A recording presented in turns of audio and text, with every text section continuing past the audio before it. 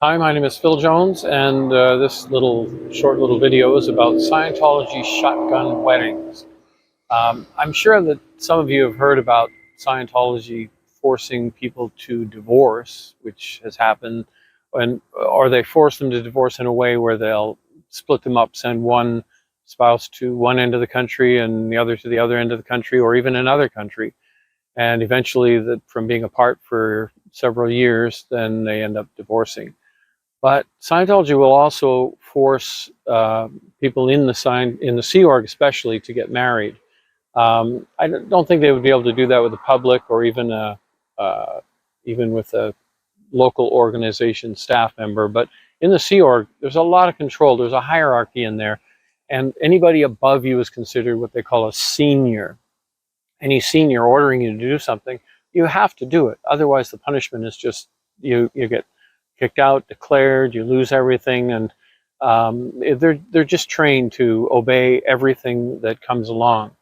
So this little anecdote is about our daughter Emily. She joined the Sea Org in Florida at the Flag Land Base, and this was back in the 90s, and she was in late teens. She was 19 years old, somewhere in there, and she met a young man on staff when she was in the Sea Org. And in the Sea Org, when you're not married, you're not allowed to have intimate relations. So, they weren't really doing anything but just being friends and kind of getting along and liking each other. And so one day they were sitting at the Flag Land Base outside on a bench, and one of their seniors walked by, saw them sitting there together, looked at them, and ordered and said, "You two need to get married." And when this comes from a senior, that's not just a suggestion, that's an order. And they took it literally. They had to get married. So now let's look at that again. A senior makes one comment, "You two need to get married," and then they have to get married. So there was a wedding, and it was a beautiful wedding. My wife made all the dresses, and it was done in the ballroom at the Fort Harrison Hotel at Flag. And looking back, I don't think I ever once had a conversation with the young man that she married. And even looking through our the wedding pictures of that wedding later, we had trouble finding a single shot with him in the pictures.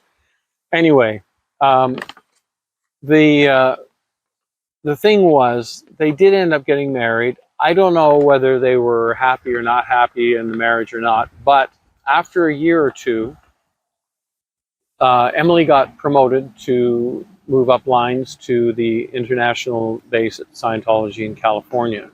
And her husband at the time was on security at the Fort Harrison Hotel at Flag. And so because he wasn't going with her, they were forced to divorce. And that's how Scientology works. You're forced to get married, you're forced to divorce. And, they'll order, even splitting up. I mean, when Willie and I were first together back in the 70s, and I was getting a lot of auditing, we were ordered to split up at one point. They said, "No, it's a distraction, you need to split up." And we did for a short time. And, you have to obey. Otherwise, you don't get the auditing you want at the time you want it. So, you sort of go along with what they're saying. We did get back together, as everybody knows. We've been together now over 50 years. So fortunately, we did reconnect on that. But Scientology wants to control everything in your life. And even with Emily, later on, she met another young man, a really nice young man. This person we did meet, and we spoke to him, really liked him and hoped that they were going to get married. And we heard later that they did get married. It went along for some time, and I guess that they didn't get approved, and they were on the Free Wind ship at one point, and they kind of snuck off on one island and got married. And David Miscavige, though, wasn't happy about that and said to them that they would not be able to be together until he performs a ceremony for them, which he never did. And so it ultimately, in the end, after some years went by and they couldn't be together, they ended up having to get divorced. Emily is now remarried again, and I don't know whether that was forced or not. I have no idea. We didn't hear about the wedding at the time. We were already out and declared, so we only found out, I think, a year, maybe 2 years later after she'd gotten married. The control that Scientology has on your life, especially in the Sea Org, is almost complete for everything, even down to the way you think. And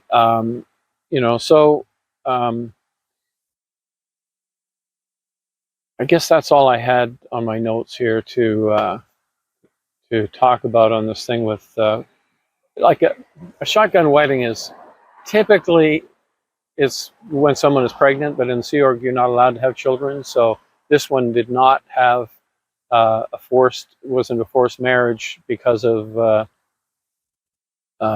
pregnancy, but a forced marriage nonetheless through coercion, through conditioning, and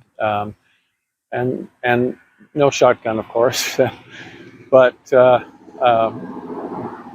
coercion and the conditioning was shotgun enough for them to get married at that point when they first met. So that's all I've got on that shotgun wedding episode. But it's pretty sad that a cult like Scientology can have so much control on their staff members, especially.